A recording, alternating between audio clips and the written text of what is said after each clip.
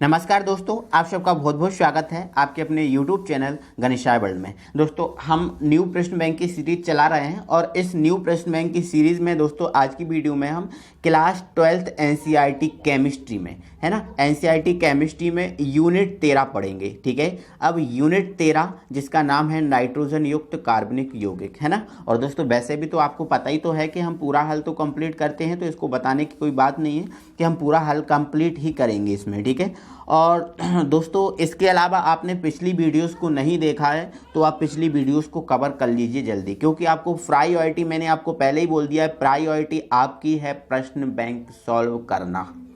कहीं से भी न्यूज़ आ रही है तो यही न्यूज़ आ रही है कि प्रश्न बैंक में से पेपर आएगा, ये होगा वो होगा। ठीक है, चलो हम मान भी लेते हैं प्रश्न बैंक में से आएगा तो करना ही है, और अगर हम नहीं भी मानते हैं कि प्रश्न बैंक में से पूरा पेपर नहीं आएगा तो भी हमें करना ही करना है। मतलब कंडीशंस कोई सी भी रहे, प्रश्न बैंक आपकी प्रायोरिटी है, मतलब है। तो प्रश्न बैंक आप पूरा कवर करो, है ना। आपको सभी वीडियोस पे आपको चैनल की प्लेलिस्ट में जाकर मिल जाएंगी, तो आप चैनल की प्लेलिस्ट में जाकर देख सकते हैं, या वीडियो के डिस्क्रिप्शन में प्लेलिस्ट का लिंक दिया है तो आप वहां से भी जाकर इसको देख सकते हो।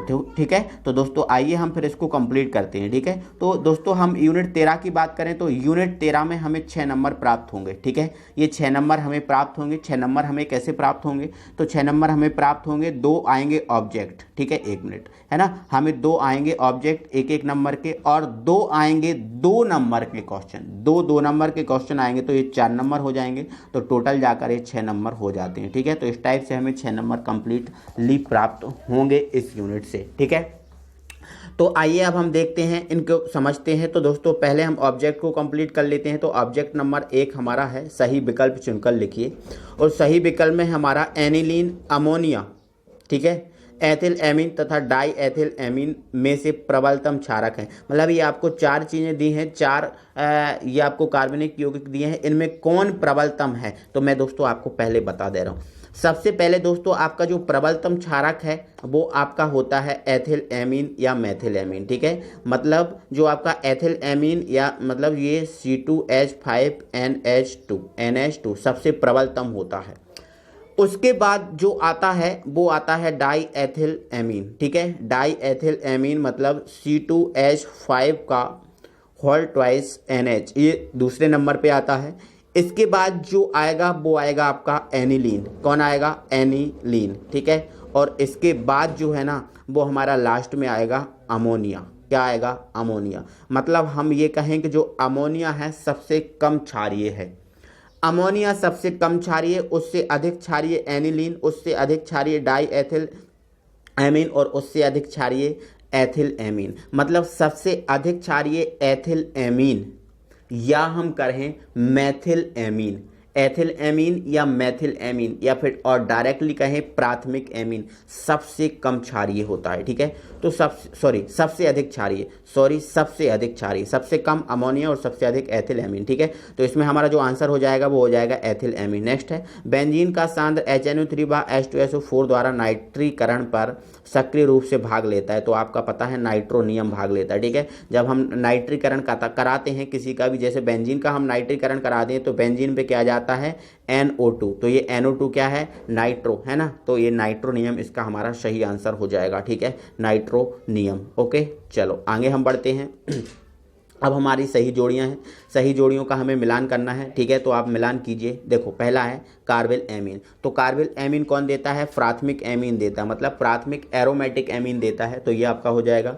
नेक्स्ट है हाफमैन ब्रोमाइड अभिक्रिया, तो हाफमैन ब्रोमाइड अभिक्रिया देता है एमाइड, मतलब एसिटामाइड देता है, लेकिन एसिटामाइड नहीं है, केवल एमाइड है, तो ये हमारा सेकंड हो जाएगा।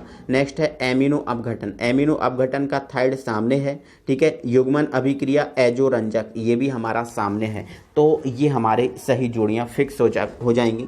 इसके बाद हम आगे बढ़ेंगे, हमारा सेकंड सही जोड़ियाँ हैं, और सेकंड सही जोड़ियों में सेंडमेयर अभिक्रिया, मतलब ये बोला है सेंडमेयर, और यहाँ पर कुछ उत्प्रेरक दिए हैं, तो सेंडमेयर अभिक्रिया में दोस्तों क्यूप्रस हैलाइड उत्प्रेरक भाग लेता है, मतलब जो CuCl है ये वाला उत्प्रेरक इसमें भाग लेता है। ठीक है, तो ये हमारा पहला हो जाएगा। नेक्स्ट है गाटरमैन अभिक्रिया, तो गाटरमैन अभिक्रिया में आपका हो जाएगा कॉपर चूर्ण उत्प्रेरक। ठीक है, एरोमेटिक प्राथमिक एमीन, मतलब आपका जो एरोमेटिक प्राथमिक एमीन कार्बिल एमीन अभिक्रिया देता है तो थर्ड ये हो जाएगा।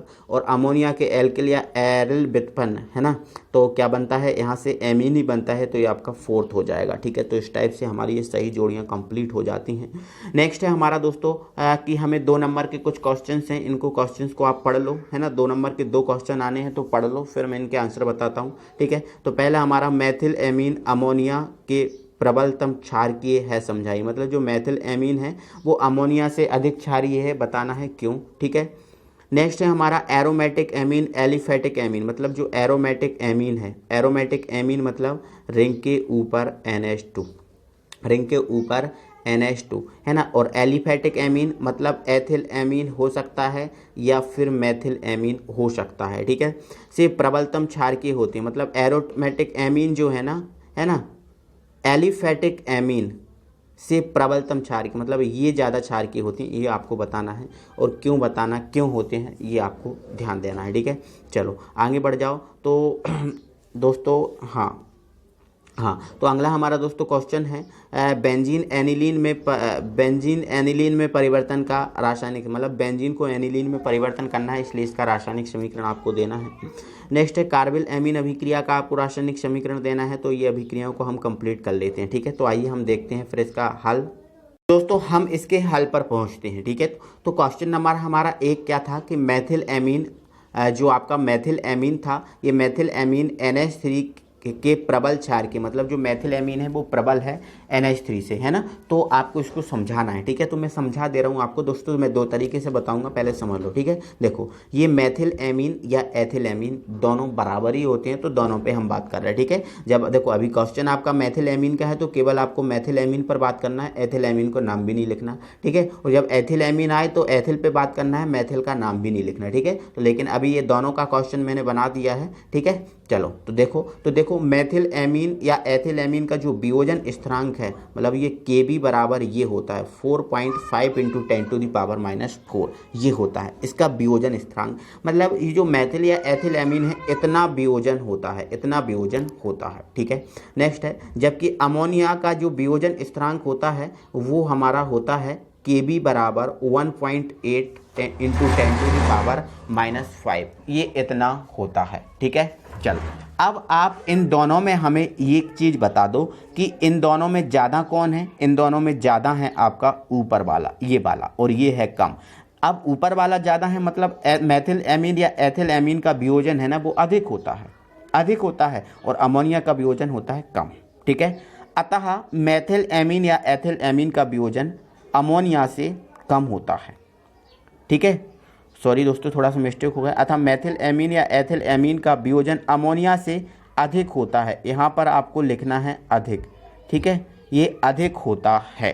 फलस्वरूप अमोनिया में इलेक्ट्रॉन युग्म दान करने की प्रवृत्ति एथिल एमीन से कम होगी। देखो अब एथिल एमीन या मेथिल एमीन का जो वियोजन है वो अधिक होगा, है ना। अब अधिक होगा तो इलेक्ट्रॉन दान या ग्रहण करने की जो प्रवृत्ति है वो एथिल एमीन या मेथिल एमीन में ही होगी, अमोनिया में तो होगी नहीं। ठीक है, तो क्या होगा, इलेक्ट्रॉन त्यागने की प्रवृत्ति, इसको हटा दे रहा हूँ बट यहाँ पर अधिक कर लेना आप। ठीक है, ओके, हाँ, तो त्यागने की प्रवृत्ति मेथिल या एथिल एमीन से कम होती है, कम रहेगी। अब कम रहेगी तो मतलब ये मेथिल एमीन अधिक क्षारीय होगा। अब जिसमें इलेक्ट्रॉन दान करने की प्रवृत्ति कम होगी तो वो अधिक क्षारीय होगा। ठीक है, सॉरी कम, जिसमें कम रहेगी तो अधिक क्षारीय, और जिसमें ज़्यादा रहेगी तो वो कम क्षारीय होगा। ठीक है, चलो तो ये इसका आंसर हो गया, कोई प्रॉब्लम नहीं है। ठीक है, चलो आगे हम बढ़ जाते हैं, हमारा अगला क्वेश्चन देखते हैं। हमारा दोस्तों अगला क्वेश्चन है एनिलीन एथिल एमीन से कम क्षारीय होता है। मतलब जो अब ये बोल रहा है कि जो एनिलीन है, क्या है, जो एनिलीन है एथिल एमीन से कम क्षारीय होता है, क्यों। ठीक है दोस्तों, आपको मैं बता दे रहा हूँ, आपका जो क्वेश्चन प्रश्न बैंक में प्रिंट हुआ है वो रॉन्ग हुआ है ना। प्रश्न बैंक में जो क्वेश्चन पे प्रिंट हुआ है उसमें ये बोला गया है कि जो एनिलीन है, मतलब जो एरोमेटिक एमीन है वो एथिल एमीन से अधिक क्षारीय होता है, अधिक क्षारीय होता है, ये क्वेश्चन प्रिंट है। बट ये क्वेश्चन गलत प्रिंट हो गया है। क्वेश्चन तो यही है कि जो एरोमेटिक एमीन है एलिफेटिक एमीन से कम क्षारीय होता है, क्यों। मतलब ये आपका क्वेश्चन सही है, समझे? ठीक है, अब ये क्वेश्चन आपका सही है। ठीक है, तो इस टाइप से ही आप उस क्वेश्चन को ढाल लेना। ठीक है, चलो तो देखो बता रहा हूँ आपको, समझा रहा हूँ दोस्तों। आपका जो एनिलीन होता है, एनिलीन क्या होता है? रिंग के ऊपर NH2, ये रिंग है और इस रिंग के ऊपर जो NH2 होता है इसे हम बोलते हैं एनिलीन। ठीक है, तो ये एनिलीन या एथिलएमीन, सॉरी एनिलीन एथिलएमीन की अपेक्षा कम क्षारकीय होता है क्योंकि बेंजीन, अब नाभिक ना लिखो तो चलेगा, क्योंकि बेंजीन में अनुनाद के कारण नाइट्रोजन परमाणु का एकांक इलेक्ट्रॉन युग्म, देखो आपको ये पता है एनिलीन, और ये एनिलीन में ये आपको दिख रहा है नाइट्रोजन है और इसके पास दो एकांक इलेक्ट्रॉन युग्म, सॉरी एक एकांक इलेक्ट्रॉन युग्म है, 2 इलेक्ट्रॉन से जो बनता है, तो ये एकांक इलेक्ट्रॉन युग्म की बात चल रही है। ठीक है, तो नाइट्रोजन परमाणु का एकांक इलेक्ट्रॉन युग्म नाभिक की ओर आकर्षित होकर समस्त रिंग में, मतलब देखो ये आपको दिख रहा है ना, ये आकर्षित होगा और ये पूरी रिंग में इधर से इधर से इधर से इधर से पूरी रिंग में क्या होगा? विस्थापित हो जाएगा, विस्थापित हो जाता है। अब ये विस्थापित हो जाएगा, अब ये विस्थापित होगा तो क्या होगा? अपना जो एकांकी इलेक्ट्रॉन युग्म है वो इधर दे देगा, अब इधर दे देगा तो यहाँ क्या बन जाएगा? डबल बॉन्ड बन जाएगा। ठीक है, क्योंकि 2 इलेक्ट्रॉन से एक बॉन्ड बनता है, तो ये इधर दे देगा तो डबल बॉन्ड बन जाएगा। अब डबल बॉन्ड बन जाएगा तो ऐसी कंडीशन में इसके पास एकांकी इलेक्ट्रॉन युग्म बचेगा नहीं, एकांकी इलेक्ट्रॉन युग्म बचेगा नहीं। और जब एकांकी इलेक्ट्रॉन युग्म मेरे भाई नहीं बचेगा तो दान किसको करेगा? जब हमारे पास हमें खुद खाने को भोजन नहीं है, हम किसी को दान कैसे करें? बोलो, कर सकते हो क्या? हमारा तो पेट नहीं भरा रहा, हम दानी कैसे बन जाएं भाई? नहीं बन पाएंगे। ठीक है, तो ऐसे ही कुछ कारण है कि इसका जो 2 इलेक्ट्रॉन है इसने डबल बॉन्ड बना लिया, और जब डबल बॉन्ड बना लिया तो इसके पास इलेक्ट्रॉन नहीं है दान करने के लिए, तो इलेक्ट्रॉन दान नहीं किए जाएंगे, और जब इलेक्ट्रॉन दान नहीं किए जाएंगे तो अब ये काय के क्षारीय, फिर क्यों क्षारीय होंगे? नहीं होंगे, इसीलिए होंगे ये कम क्षारीय। समझ गए ना? ठीक है, तो इस कारण यह है, 1 मिनट, है ना, तो इस कारण यह है ना, इलेक्ट्रॉन युग्म एथिलएमीन के इलेक्ट्रॉन की युग्म की अपेक्षा कठिनाई से त्यागता है। सिंपल सी बात है ना, मतलब जो एथिलएमीन है उससे कठिनाई से त्यागता है ना, जो एनिलीन। ठीक है, तो जिससे एनिलीन का क्षारीय गुण अपेक्षाकृत कम होगा, बिल्कुल सिंपल होगा। जब इलेक्ट्रॉन ये त्याग नहीं रहे तो काय का क्षारीय गुण, काय का क्या, कुछ नहीं होगा। ठीक है, तो एनिलीन में इलेक्ट्रॉन का विस्थापन ठीक है, तो बस इतना लिखना है। ठीक है, इतना लिखने के बाद आपको क्या करना है, मतलब इसका अनुनाद प्रभाव समझा देना, बस इतना लिखना है। इसके बाद इसका अनुनाद प्रभाव ये समझा देना एनिलीन का। ठीक है, और एनिलीन का अनुनाद प्रभाव समझना है तो मैं क्लोरोबेंजीन का अनुनाद प्रभाव आपको डिस्क्रिप्शन में लिंक दे दूंगा, तो आप वहां से जाकर देख सकते हैं, तो आप एल्कोहल का, एनिलीन का, सब का समझ सकते हो। ठीक है, तो देखो, और वैसे भी आपको दिख रहा है, थोड़ा सा मैं समझा दे रहा हूँ, ये जो आपका ये दिख रहा है ना इलेक्ट्रॉन, ये इधर आएंगे तो यहाँ डबल बॉन्ड बनाएंगे, तो ये डबल बॉन्ड और ये डबल बॉन्ड रह नहीं सकता, तो ये जो डबल बॉन्ड है ये वाला टूट के इस कॉर्नर पे आ जाएगा। ठीक है, फिर देखो ये डबल बॉन्ड बन गया। अब अगली कंडीशन में ये कॉर्नर पे आएगा, तो ये कॉर्नर वाला कॉर्नर पे आएगा तो कॉर्नर पे प्लस आ गया। ठीक है, तो अब कॉर्नर वाला कहाँ बना लेगा? यहाँ पर बना लेगा। ठीक है, तो यहाँ, ठीक है, तो इस टाइप से ये समझ सकते हो, बट आप इसको ना समझो तो मैं आपको लिंक दूंगा, उससे समझ लेना तो बेटर रहेगा आपको। ठीक है, चलो, है ना, और जिसको आता है, जो मैंने कराया है, तो वो तो ठीक ही है, फिर कोई प्रॉब्लम ही नहीं है उसमें। ठीक है, चलो, इसको समझ सकते हो तो इसमें समझ लो। ठीक है,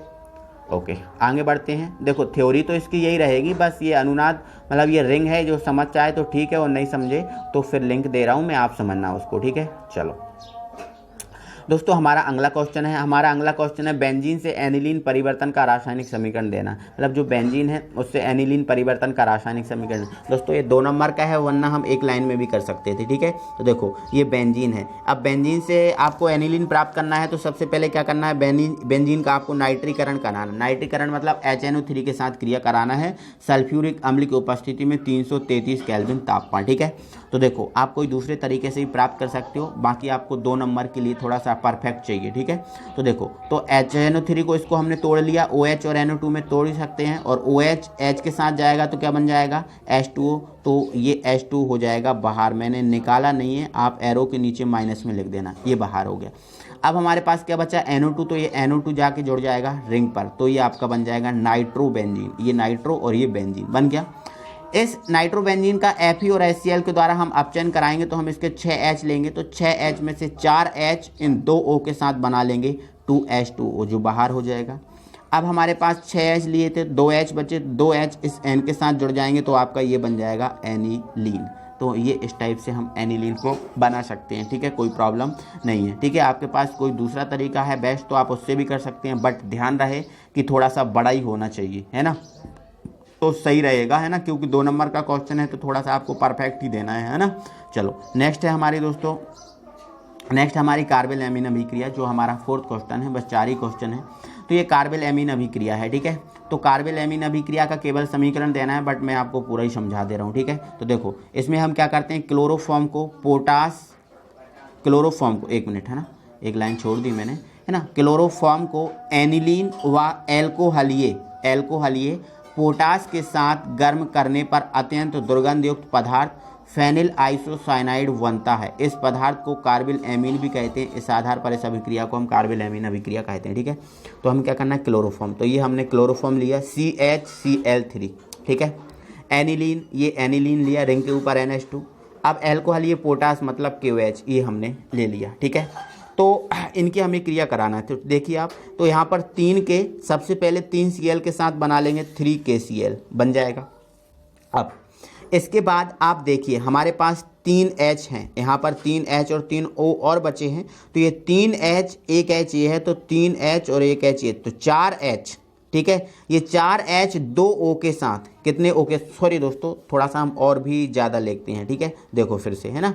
अब 3 के 3 Cl के साथ चले गए। अब हमारे पास 3 H बचे, कितने H, 3 H, 1 H ये है 4 H, 2 H ये है 6 H, कितने H हो गए हमारे पास, 6 H।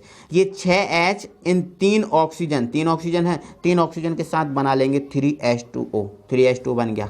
अब हमारे पास बचा क्या, इधर N बचा और उधर केवल बचा C, तो ये C है ना, ये इस N के पास चला जाएगा, तो रिंग के ऊपर आ जाएगा NC, जो होगा आपका फेनिल आइसोसाइनाइड। देखो NC क्या होता है, आइसोसाइनाइड, और ये क्या है, फेनिल, तो ये फेनिल आइसोसाइनाइड। तो इस प्रकार से हमारी कार्बेल अमीन अभिक्रिया कंप्लीट, है ना। तो दोस्तों अपने ज़्यादा से ज़्यादा लोगों को शेयर करो, है ना। वीडियो को अभी तक लाइक नहीं किया तो अब लाइक कर दो यार, है ना, मेहनत लगती है हमारी भी, ठीक है। और दोस्तों फिर मिलते हैं अगली वीडियो में, तब तक के लिए थैंक यू वेरी मच।